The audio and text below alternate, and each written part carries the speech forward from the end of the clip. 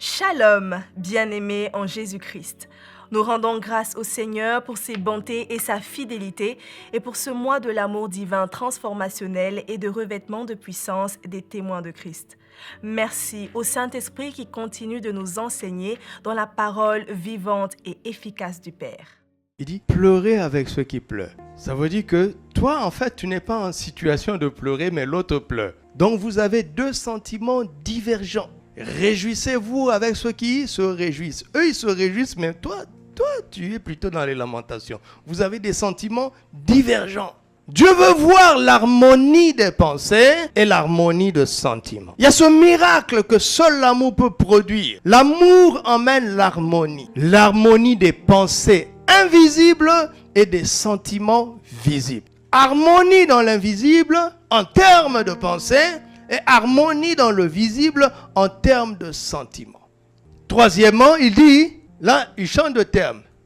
Avant, c'était même. Maintenant, il parle de plénitude. Plénitude d'amour fraternel. Il veut un amour fraternel comment? Sincère, ardent et entier. La plénitude de l'amour fraternel, la plénitude de la compassion, la plénitude de l'humilité. Donc il dit, ces trois clés-là, amour fraternel, compassion et humilité, poussez-le à l'extrême. Ne vous aimez pas mollement. Que votre compassion ne soit pas partielle.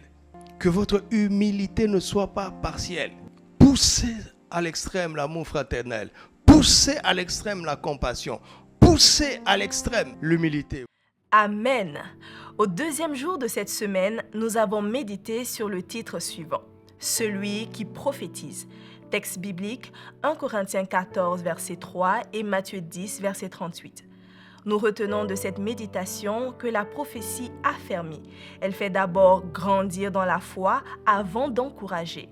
C'est le moyen que le Saint-Esprit utilise pour stimuler notre foi et nous amener à prendre les décisions opportunes, celles qui sont dans le cœur du Père.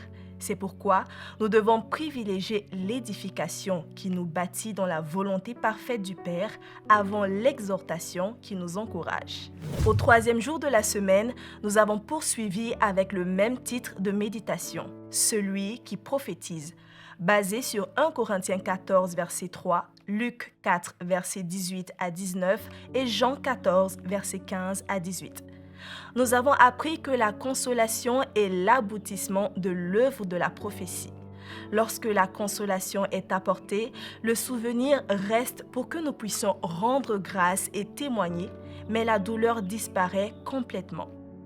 Par la consolation, le passé autrefois douloureux devient du fumier qui fertilise notre foi pour des victoires prochaines.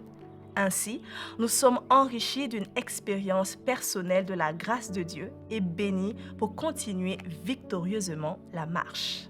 Notre méditation au quatrième jour de la semaine a porté sur le même titre, celui qui prophétise.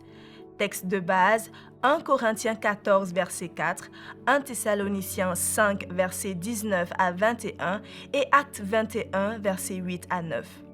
Nous avons appris l'importance de la prophétie au sein de l'Église.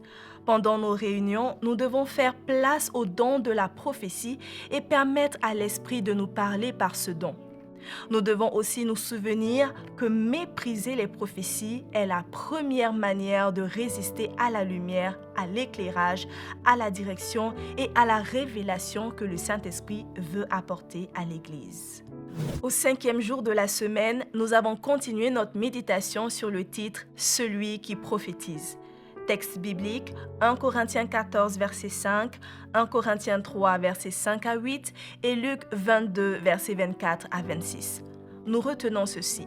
Celui qui prophétise est plus utile à l'Église que celui qui parle en langue, car on comprend ce qu'il dit. Nous avons été exhortés à faire ce que nous avons à faire de tout notre cœur sans nous comparer à qui que ce soit et veiller à ce que notre œuvre soit complémentaire à celle des autres frères, car nous sommes tous au service du même Seigneur. Et voici la citation de la semaine. L'Église qui laisse la place à la prophétie et aux dons spirituels en général sera forte parce que le Seigneur saura l'édifier et la tenir ferme face aux tempêtes que l'ennemi soulève parfois contre elle. C'est tout pour l'essentiel de cette semaine. Le torrent de vie du mois de juillet est toujours disponible et vous pouvez l'acquérir si vous le souhaitez en nous écrivant à l'une des adresses qui s'affichent au bas de votre écran. À Jésus seul soit toute la gloire. Shalom.